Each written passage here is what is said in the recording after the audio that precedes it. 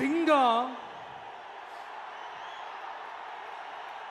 ஒரு சிங்கம் எப்போ எதுலயும் பெக்யூலியர் தான். ஒரு முறை சிங்கம் கர்ஜிச்சதுன்னா அந்த சவுண்ட்ல ஒரு 8 கிலோமீட்டருக்கு சும்மா அதிரும், எல்லா திசைகளும் அதிரும். அப்படிப்பட்ட அந்த சிங்கம் வேட்டைக்கு மட்டும்தான் வெளியில வரும், வேடிக்கை பார்க்கறதுக்கெல்லாம் வெளியில வராது. வேட்டையில கூட உயிரோடு இருக்கிற மிருகங்களை தான் வேட்டையாடும். அதுலயும் பெரும்பாலும் தன்னை விட பெரிய சைஸ் உள்ள மிருகங்களை தான் குறி வச்சு தாக்கும், ஜெயிக்கும். எவ்வளவு பசியில் இருந்தாலும் உயிர் இல்லாததை, கெட்டு போனதை தொட்டு கூட பார்க்காது.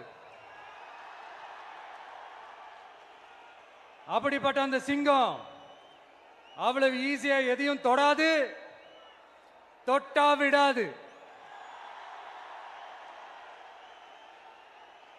காட்டோட 4 பக்கமும் மார்க்கிங் மை டெரிட்டரின்னு தன்னுடைய பவுண்டரியை தானே வகுக்கும். அப்படிதான் அந்த காட்டையே தன்னோட கண்ட்ரோல்ல வச்சிருக்கும். சிங்கத்துக்கு கூட்டத்தோட இருக்கிறதுக்கும் தெரியும், தனியா இருக்கிறதுக்கும் தெரியும். அப்படியே தனியா வரணும்னு நினைச்சாலும் அஞ்சாம அலட்டிக்காம சும்மா கெத்தா தனியா வந்து அத்தனை பேருக்கும் தண்ணி காட்டும். எப்போ எதுலயும் தன்னோட தனித்தன்மையை இழக்கவே இழக்காது. Yes, a lion is always a lion.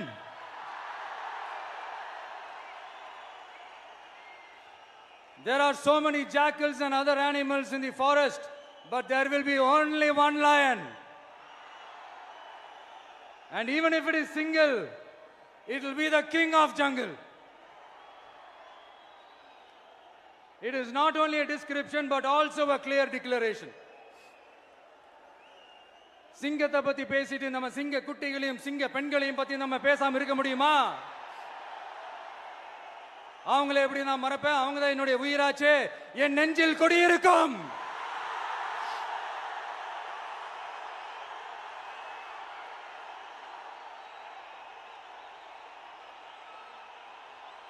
என்னுடைய தோழர்களுக்கும் தோழிகளுக்கும்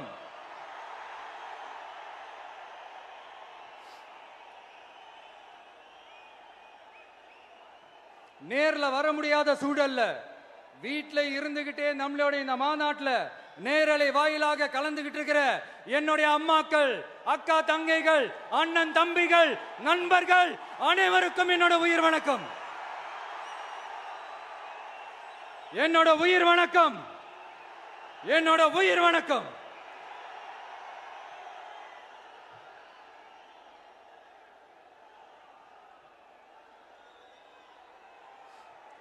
வீரம் விளையும் மாமதுரை மண்ணை வணங்குகிறேன். இந்த மதுரைனாலே உடனே ஞாபகத்துக்கு வரது சீறி பாஞ்சி துள்ளி குதிக்கிற யாருக்கும் அடங்காத காளைகள் விளையாடுற அலங்காநல்லூர் ஜல்லிக்கட்டு தான். நம்ம வைகை ஆறுதான் அழகர் ஆத்துல இறங்குற வைபவம். மதுரை மீனாட்சி அம்மன் இந்த மண்ணோட உண்மையான குணம், உணர்வு பூர்வமான மண் இது. அது மட்டும் இல்ல, இந்த மண்ணில் வாழ்ற மக்களும் அப்படித்தான் உணர்வு பூர்வமான ஆளுங்க. நான் இந்த மண்ணில் கால் எடுத்து வச்ச உடனே ஒரே ஒருத்தரை பத்தி தான் மனசுக்குள்ள ஓடிக்கிட்டே இருந்தது. அவர் யாருன்னு உங்களுக்கும் தெரிஞ்சிருக்கும். சினிமானாலும் சரி, அரசியல்னாலும் சரி, நமக்கு ரொம்ப ரொம்ப பிடிச்சது புரட்சி தலைவர் எம்ஜிஆர் அவர்கள் தான். அவரோட பழகிறதுக்கு எனக்கு வாய்ப்பு கிடைக்கல. ஆனா அவரை மாதிரியே குணம் கொண்ட என்னுடைய அண்ணன் புரட்சி கலைஞர் கேப்டன் விஜயகாந்த் அவர்களோட பழகிறதுக்கு எனக்கு நிறையவே வாய்ப்பு கிடைச்சது. அவரும் இந்த மதுரை மண்ணை சேர்ந்தவர் தானே, அவரை மறக்க முடியுமா?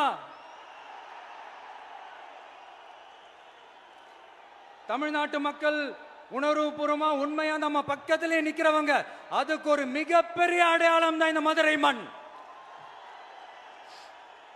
நம்ம தமிழக வெற்றி கழகம் கையில் எடுத்திருக்கிற அரசியலும் அப்படித்தான். உண்மையான அரசியல், உணர்வு பூர்வமான அரசியல். நல்ல அரசியல், நல்லவங்களுக்கான அரசியல், நாட்டு மக்களுக்கான அரசியல், நல்லது மட்டுமே செய்கிற அரசியல்.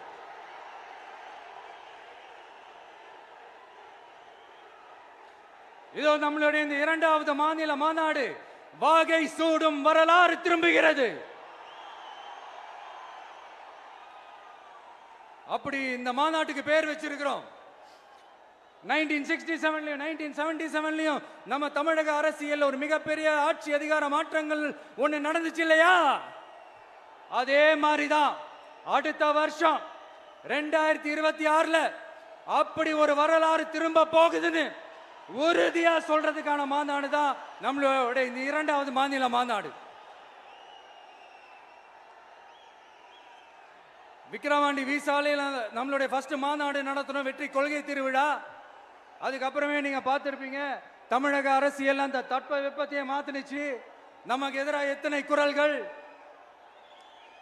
ஆனா உங்களுக்கு தான் நம்மளை பத்தி நல்லா தெரியுமே, எந்த குரலையும் காதலையே போட்டுக்காம மக்களோட குரலை மட்டுமே கேட்டுக்கிட்டு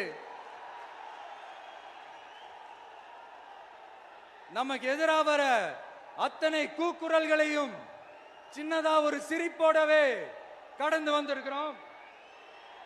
அது இல்லாம நம்ம மாநாட்டில் ஒலிக்கிற இந்த குரல் இந்த ஒற்றை தமிழ் மகனோட குரல் மட்டுமல்ல, ஒட்டுமொத்த தமிழ்நாட்டு மக்களுடைய குரல். தமிழ்நாட்டில் இருக்கிற ஒவ்வொரு வீட்டில இருந்தும் ஒலிக்கிற குரல், ஒட்டுமொத்த உலகெங்கும் வாழும் ஒவ்வொரு தமிழ் வீட்டிலிருந்தும் எழும் குரல். இந்த சினிமா என்கிற மாபெரும் கலை ஆயுதத்தின் வாயிலாக சாதி, மதம், இனம், பாலினம், மொழி கடந்து இந்த நாட்டின் மூளை முடுக்கெங்கும் ரசிகர்களாக இருந்து தோழர்களாக நம்மோடு பயணிக்க துவங்கியுள்ள அனைவரோடும் இணைந்த ஒவ்வொரு மனிதருக்காகவும் ஒலிக்கிற உரிமை குரல். மாநில உரிமைக்காக, பெண் உரிமைக்காக, சமூக நீதிக்காக, சமநீதிக்காக, மதச்சார்பின்மைக்காக உண்மையா ஒலிக்கிற குரல். அதனால் இந்த குரலுக்கு எதிராக இன்னும் இன்னும் எத்தனை எத்தனை குரல்கள் வந்தாலும் ஓங்கி ஒலிக்குமே தவிர ஒரு நாளும் ஓயவே ஓயாது. Yes, it is an unstoppable voice, an unstoppable force.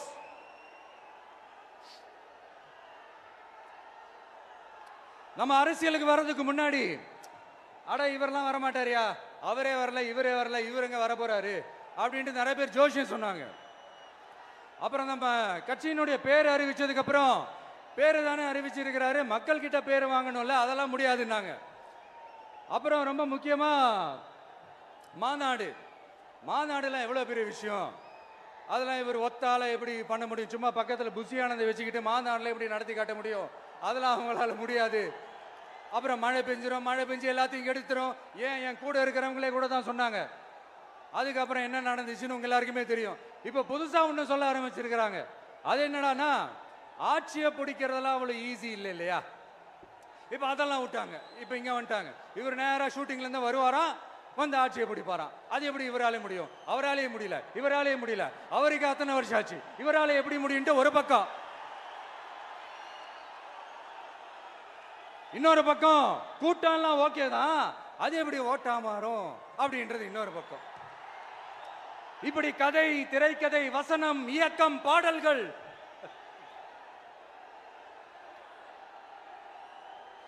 அதனால இந்த அரசியல் ஆய்வாளர்களுக்கு நான் சொல்றதெல்லாம் ஒன்னேதான், நல்லா கேட்டுக்கங்க. இந்த விஜய் ஏதோ இந்த பல லட்சம் பேர் கூடுற கூட்டத்தில் மட்டுமே இருக்கிறாரு அப்படின்னு மட்டும் தப்பு கணக்கு போட்டாதீங்க.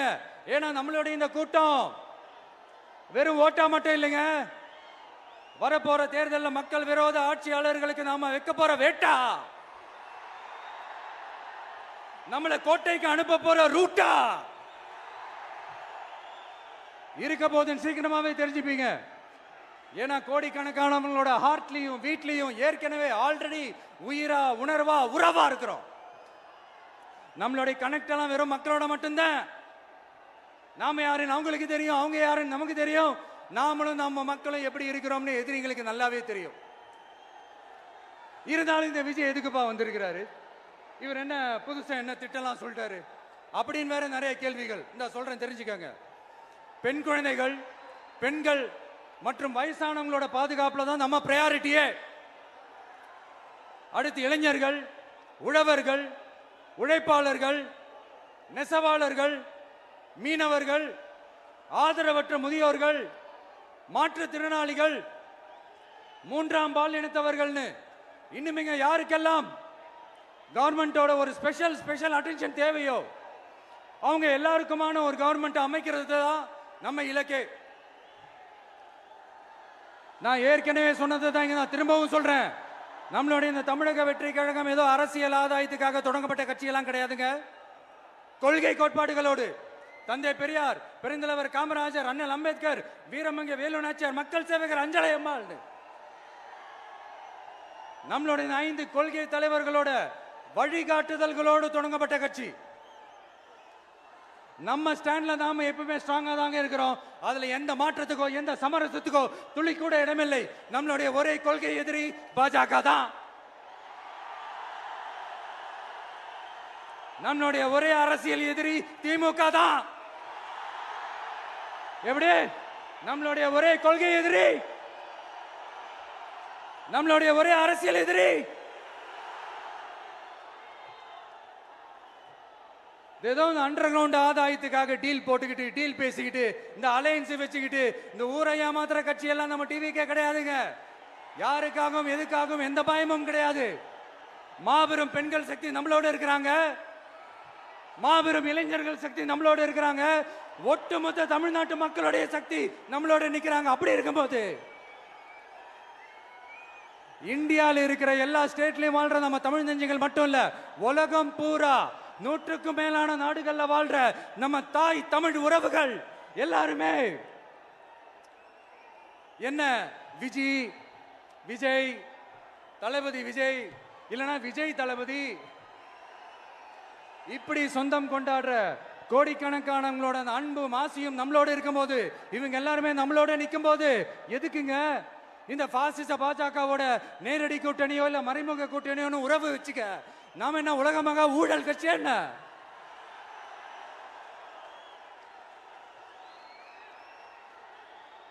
நம்மளை பத்தி சின்னதா ஒரு உண்மை ஒண்ணு சொல்லலாமா? என்னடா இவர் வாயால இப்படி சொல்றாருன்ட்டு யாரும் தவறா நினைச்சுக்க வேணாம். ஏன்னா இது ஒரு விதத்துல ஒரு ஃபேக்டும் கூட. அதனாலதான் நான் சொல்லணும்னு ஆசைப்படுறேன். நம்ம யார் தெரியும்ல? நாம எல்லாருமே சொல்றேன். நாம யார் தெரியும்ல? இந்தியாவின் மாபெரும் மக்கள் சக்தி கொண்ட ஒரு மகத்தான வெகுஜன மக்கள் படை.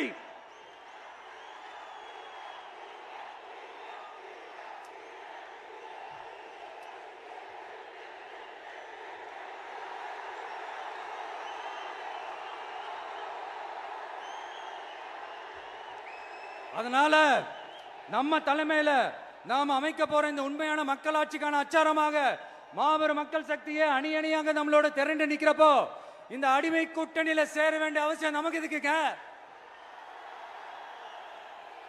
நம்மளுடைய இந்த கூட்டணி சுயமிழந்த கூட்டணியால இருக்காது, சுய மரியாதை கூட்டணியா தான் இருக்கும். இந்த ஒரு பக்கம் RSS கிட்ட அடிபணிஞ்சுக்கிட்டு, இன்னொரு பக்கம் மதச்சார்பற்ற கூட்டணின்னு இந்த மக்களை ஏமாத்துற கூட்டணியால நம்ம கூட்டணி இருக்காது.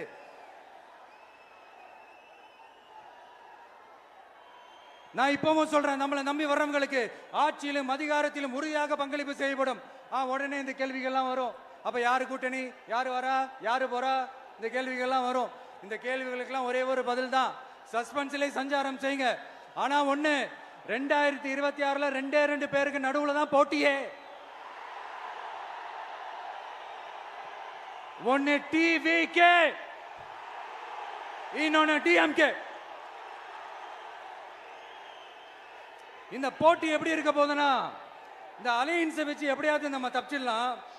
என்ன இந்த பழைய இந்த மேத்தமேட்டிக்ஸ் அரித்மேட்டிக்ஸ் இதெல்லாம் வச்சு எப்படியாவது நம்ம தப்பிச்சிடலாம் அப்படின்னு நினைக்கிறவங்களோட அந்த கனவு ஒரு நாளும் மைப்படாது. சரி, இப்ப நம்ம வேற ஒரு ஏரியாவுக்கு ஒன்று வருவோம். எதிர்காலம் வரும், என் கடமை வரும், இந்த கூட்டத்தின் ஆட்டத்தை ஒழிப்பேன்.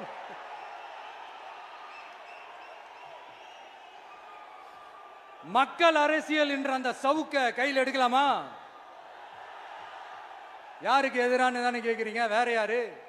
மறைமுக உறவுக்காரர்களான பாசிச பாஜகவும் பாய்சன் திமுகவும் தான். மாண்புமிகு பிரதமர் நரேந்திர மோடிஜி அவர்களே, 3வது முறையா ஒன்றியத்தோட ஆட்சி அதிகாரத்தை நீங்க தானே கையில் வச்சிருக்கிறீங்க. இல்ல நாங்க தெரியாம தான் கேட்கிறோம். நீங்க ஆட்சிக்கு வந்தது ஒட்டுமொத்த மக்களுக்கும் நல்லது செய்யவா, இல்ல நம்மளுடைய இந்த இஸ்லாமிய நண்பர்களுக்கும் இஸ்லாமிய தோழர்களுக்கும் எதிராக சதி செய்யவா? மக்களுக்கு உங்ககிட்ட கேட்கறதுக்குன்னு ஏராளமான கேள்விகள் இருக்குது. அதனால அவங்க சார்பா அவங்கள ஒருத்தனா அவங்களோட ஒரு உண்மையான ஒரு பிரதிநிதியா உங்ககிட்ட சில கேள்விகள் கேட்கணும். மிஸ்டர் பிரைம் மினிஸ்டர் அவர்களே, நம்ம தமிழ்நாட்டு மீனவர்கள் கிட்டத்தட்ட ஒரு 800 பேருக்கு மேல இலங்கை கடற்படையால தாக்கி அழிக்கப்பட்டிருக்கிறாங்க. அதை கண்டிக்கிறதுக்காக உங்களை பெருசா எதுவும் செய்ய சொல்லல, சின்னதா ஒண்ணு மட்டும் செஞ்சு கொடுங்க. இனிமேலாச்சும் எங்களுடைய மீனவர்கள் பாதுகாப்பா இருக்கிறதுக்காக இந்த கச்சத்தீவை இலங்கை கிட்ட இருந்து மீட்டு கொடுத்துருங்க, அது போதும். உங்களுடைய இந்த முரட்டு பிடிவாதத்தால நீங்க நடத்துற இந்த நீட்டு தேர்வு, அதனால இங்க என்னென்ன நடக்குதுன்னு சொல்றதுக்கே மனசு வலிக்குது. அதனால அந்த நீட்டு தேர்வு தேவையில்லைன்னு அறிவிச்சிருங்க, அது போதும். செய்வீர்களா திரு நரேந்திரபாய் தாமோதர் மோடிஜி அவர்களே? எங்களுக்கு என்னென்ன தேவையோ என்னென்ன நல்லதோ அதெல்லாம் செய்ய மாட்டேங்கிறீங்க. ஆனா ஆட்சி அதிகாரத்தை மட்டும் கையில வச்சுக்கிட்டு மக்களை ஏமாத்த நேரடியாக ஒரு பாசிச பாஜக அடிமை கூட்டணி ஒண்ணு. அடுத்து உங்களோட இந்த மைனாரிட்டி ஆட்சியை ஓட்டுறதுக்காக மறைமுகமாக RSS அடிமை குடும்பம்னு இன்னொரு கூட்டணி. இப்படி மக்கள் சக்தியே இல்லாத இந்த ஊழல் கட்சிகளை மிரட்டி அடிபணிய வச்சு 2029 வரைக்கும் சொகுசு பயணம் போயிடலாம்னு திட்டம் தீட்டி வச்சிருக்கிறீங்க. அதானே ஜி? என்ன ஜி? ஒண்ணு மட்டும் சொல்றேன், தெரிஞ்சுக்கங்க. என்னதான் நீங்க இந்த நேரடி மறைமுக கூட்டணி குட்டிகரணம் போட்டாலும் தாமரை இலையில தண்ணியே ஒட்டாது. தமிழக மக்கள் மட்டும் எப்படி ஒட்டுவாங்க?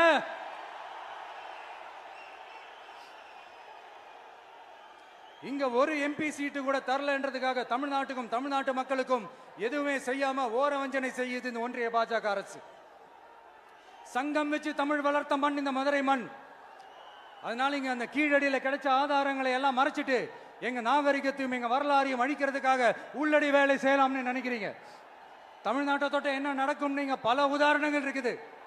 அதனால இதையெல்லாம் மறைச்சிட்டு எங்க மக்களை ஏமாத்திடலாம்னு மட்டும் நினைக்காதீங்க. மத நல்லிணக்கத்திற்கு பெயர் பெற்ற இந்த மதுரை மண்ணிலிருந்து சொல்றேன், உங்க எண்ணமெல்லாம் ஒரு நாளும் ஈடேறாது.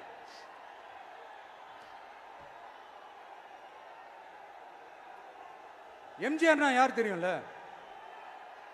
அவர் மாஸ்னா என்னன்னு தெரியும்ல? அவர் உயிரோடு இருக்கிற வரைக்கும் அந்த சிஎம் சீட்டை பத்தி ஒருத்தராலையும் நினைச்சு கூட பார்க்க முடியல, கனவு கூட காண முடியல. எப்படியாவது அந்த சிஎம் சீட்டை என்கிட்ட கொடுத்துருங்க, என் நண்பர் எம்ஜிஆர் திரும்ப வந்ததுக்கு அப்புறம் நான் திருப்பி கொடுத்துறேன்னு தன்னோட எதிரியை கூட மக்கள் கிட்ட கெஞ்ச வச்சவர் எம்ஜிஆர். எப்படி கெஞ்ச வச்சவர்? அதனால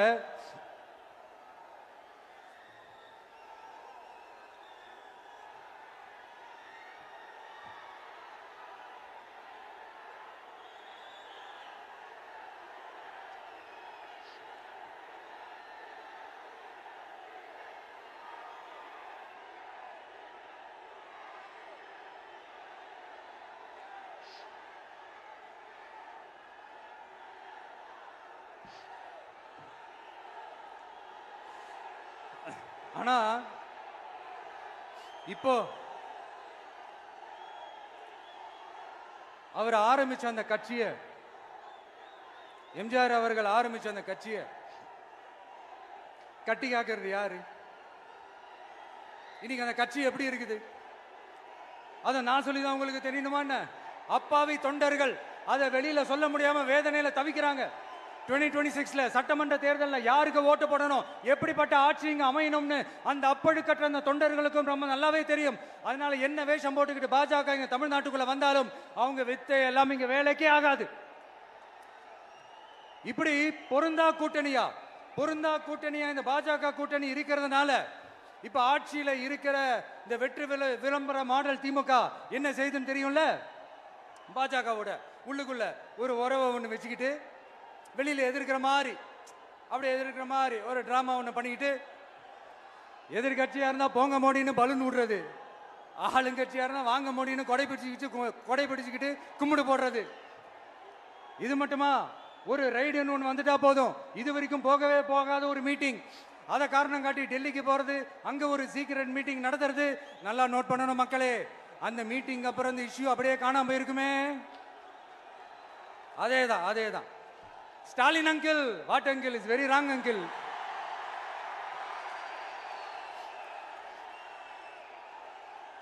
இப்படி தமிழ்நாட்டில் இப்ப நடக்கிற இந்த ஆட்சியினுடைய லட்சணத்தை பார்த்துக்கிட்டு நாம எப்படி சும்மா இருக்க முடியும்?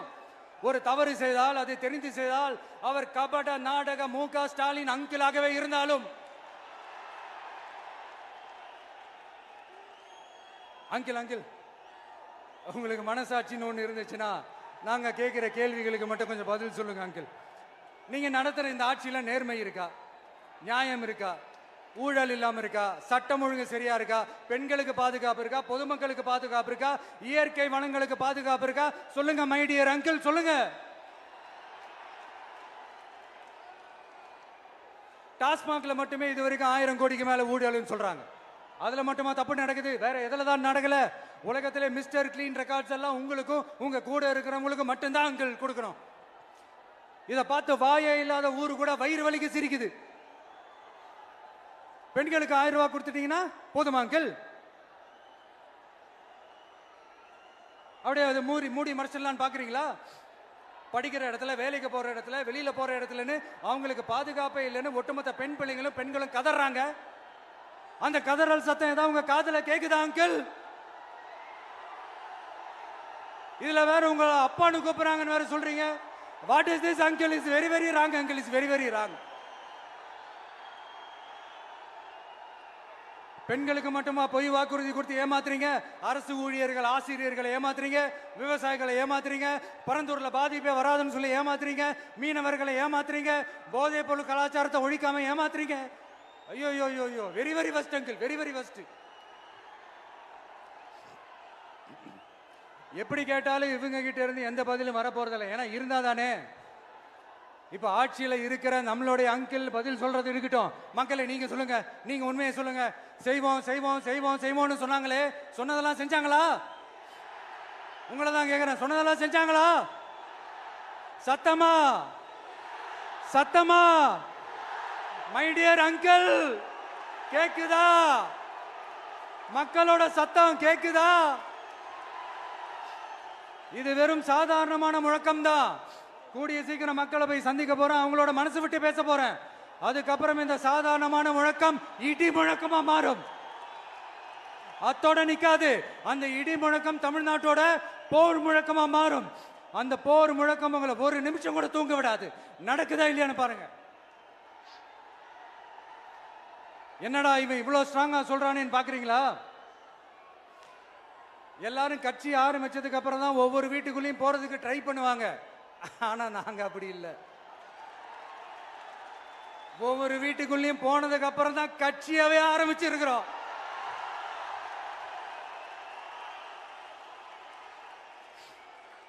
அதனால ஒட்டுமொத்தமா எல்லாருமா சேர்ந்து இந்த திமுக ஆட்சிய, கபட நாடக திமுக ஆட்சிய 2026 தேர்தலில் வீட்டுக்கு அனுப்புறோம். வீட்டுக்கு அனுப்புறோம். என்ன நண்பா, சரிதானே? என்ன நண்பி, செய்வீர்கள் தானே? இப்போ உங்களுக்கு சின்னதா ஒரு சர்ப்ரைஸ். நம்ம கட்சியினுடைய வேட்பாளர் பட்டியலை இப்ப அறிவிக்க போறேன். மதுரை கிழக்கு வேட்பாளர் விஜய். இன்னும் முடிக்கல. ஒரு நிமிஷம், இன்னும் முடிக்கல. மதுரை மேற்கு வேட்பாளர்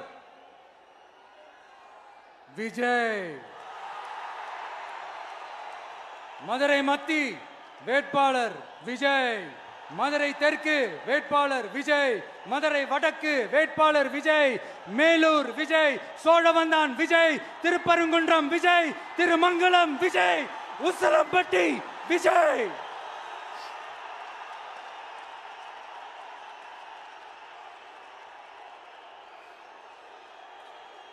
என்னடா எல்லா தொகுதியிலையும் ஒரே வேட்பாளர்னு பாக்குறீங்களா?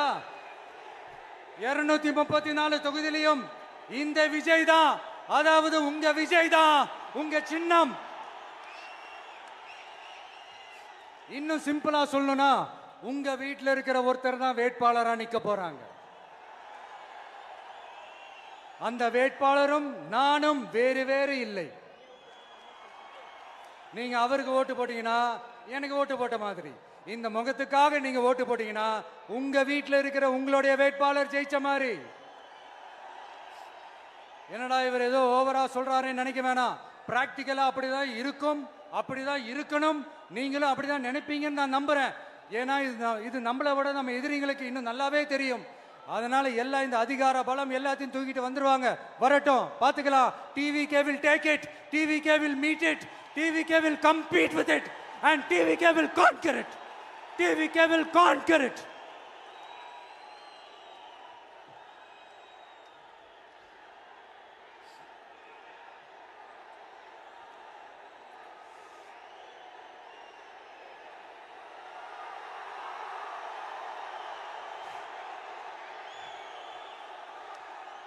இந்த நேரத்தில் நம்ம மனசுல இருக்கிறத மக்கள் கிட்ட சொல்லி ஆகணும்.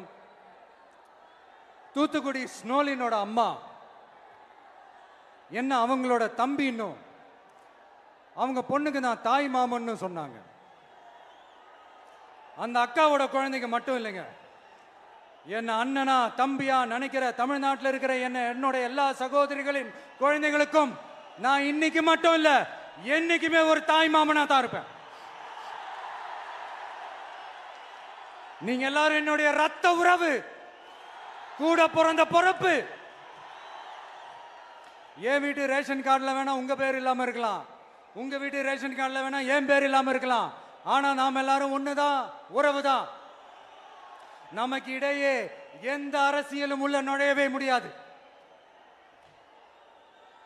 என்கிட்ட இருந்து உங்களையும் உங்ககிட்ட இருந்து என்னையும் எந்த சக்தியாலும் பிரிக்கவே முடியாது. அப்புறம் நான் ஒன்னும் இந்த மார்க்கெட் போனதுக்கு அப்புறம், ரிட்டையர் ஆனதுக்கு அப்புறம் அடைக்கலம் தேடி அரசியலுக்கு வரல, படைக்கலனோட வந்திருக்கிறோம். பவர்ஃபுல் போர்ஸோட, மாபெரும் படை வரிசையோட, எல்லாத்துக்கும் தயாராகி தான் வந்திருக்கிறோம். இவ்வளவு தயாரா நாம அரசியலுக்கு வர்றதுக்கு ரொம்ப ரொம்ப முக்கிய காரணம் ஒண்ணு இருக்கு. அது என்ன தெரியுமா? நன்றி கடன், நன்றி கடன், நன்றி கடன். கிட்டத்தட்ட ஒரு 30 வருஷமா, 30 வருஷத்துக்கு மேல நீங்க தான், நம்ம மக்கள் தான் என் கூட நிக்கிறீங்க, எனக்காக நிக்கிறீங்க, என்னை தாங்கி பிடிக்கிறீங்க, மனசுல ஏந்தி பிடிக்கிறீங்க, தாய் அன்போட மடியில ஏந்திக்கிறீங்க.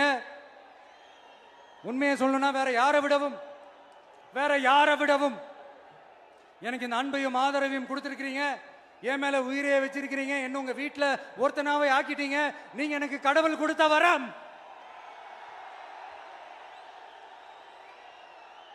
உலகம் பூரா நமக்காக நம்ம கூட நிக்கிற நம்ம மக்களை நான் எப்படி மறப்பேன்?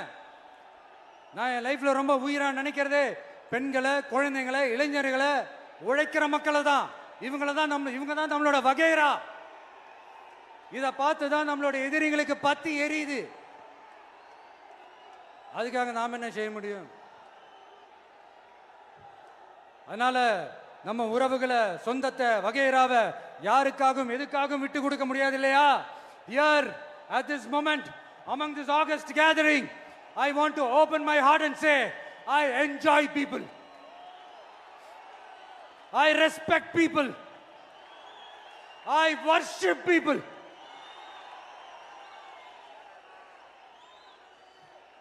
சரிப்பா, இவ்வளவு செஞ்ச நம்ம மக்களுக்கு நன்றி கடனா உன்னால முழுமையா செலுத்த முடியுமான்னு கேட்டா சத்தியமா சொல்றேன், என்னால முடியாதுதான். இன்னும் எத்தனை ஜென்மம் எடுத்தாலும் அந்த நன்றி கடனை என்னால தீர்க்கவே முடியாது. அப்புறம் என்ன மானாவுக்கடா நீ வந்திருக்க அதானே கேக்குறீங்க? மைண்ட் வாய்ஸ் கேட்ட மாதிரி இருந்தது. வாழ்நாள் முழுக்க நம்ம மக்களுக்காக ஆதரவா துணையா நிக்கிறத தவிர, அவங்களுக்காக உழைக்கிறத தவிர எனக்கு வேற எந்த எண்ணமும் இல்லை. எனக்கு இப்ப வேற வேலையும் இல்லை. இனிமே எனக்கு இதுதான் என் வேலையே, என் கடன் இனி என் மக்களுக்கு பணி செய்து கிடப்பதே. இப்படியா ஹார்ட் டு ஹார்ட் யதார்த்தமா பேசிய பழகிட்டோம். இதுக்கு மேலேயும் எனக்கும் மக்களுக்கும் இடையே இருக்கிற அந்த உறவை பத்தி நான் பேச ஆரம்பிச்சேன்னா ஒரு மாதிரி எமோஷனல் ஆகிடுவேன். அப்புறம் அதை கண்ட்ரோல் பண்ணுறது ரொம்ப கஷ்டம். அதனால என்னை மனசார நேசிக்கிற நம்ம மக்களுக்கு ஒன்றே ஒன்று சொல்கிறேன். இந்த விஜய் உங்க விஜய், உங்களுக்கான விஜய், உங்களுக்காக மட்டுமே இருக்கிற விஜய். உங்க கூட நிற்க, உங்களுக்காக நிற்க, உண்மையா நிற்க, உணர்வோட நிற்க, உறுதியா நிற்க, உங்க கூட பேச, உங்களுக்காக பேச, உண்மையா பேச, உணர்வோட பேச, உறுதியா பேச, உங்களுக்காக சேவை செய்ய உங்க விஜய் நான் வரேன்.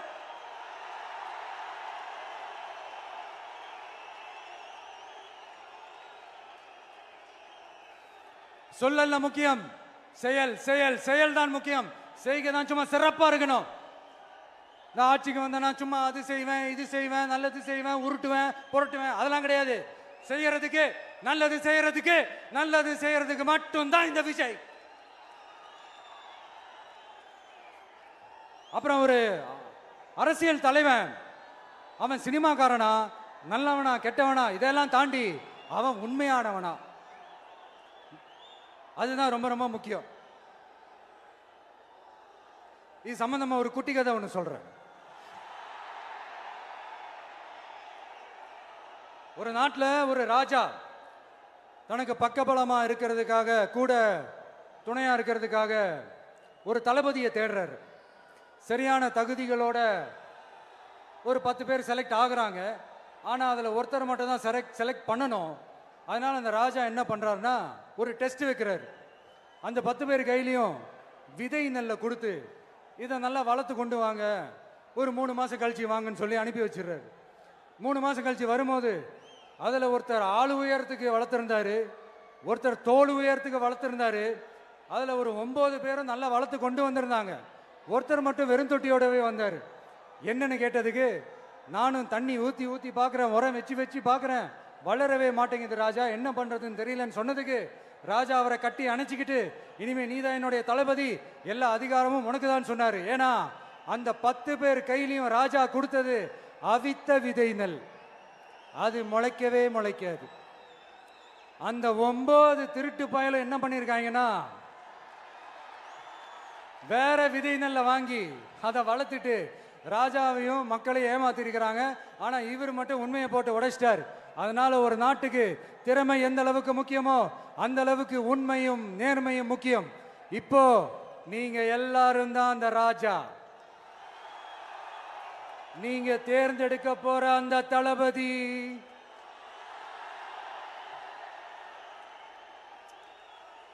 சும்மா சினிமாக்காரன் சினிமாக்காரன் சினிமாக்காரன். அம்பேத்கர் அவர்களை தோக்கடிச்சது சினிமாக்காரன் இல்ல, அரசியல்வாதி. காமராஜர் அவர்களை தோக்கடிச்சது, இங்க விருதுநகர் பகுதியில் தோக்கடிச்சது சினிமாக்காரன் இல்ல, இன்னொரு அரசியல்வாதி. இன்னைக்கும் நம்ம கூட வாழ்ந்துட்டு இருக்கிற நல்ல கண்ணு ஐயாவை தோக்கடிச்சது சினிமாக்காரன் இல்ல, அரசியல்வாதி. இப்படிப்பட்ட நல்ல நல்ல தலைவர்களை எதிர்த்து நின்று தோக்கடிக்கணும்னு அந்த எண்ணத்தை உருவாக்குனது சினிமாக்காரன் இல்ல, அரசியல்வாதி. அதனால எல்லா அரசியல்வாதியும் அறிவாளியும் கிடையாது, எல்லா சினிமாக்காரனும் முட்டாளும் கிடையாது. கான்பிடண்டா இருங்க, நல்லதே நடக்கும், வெற்றி நிச்சயம்.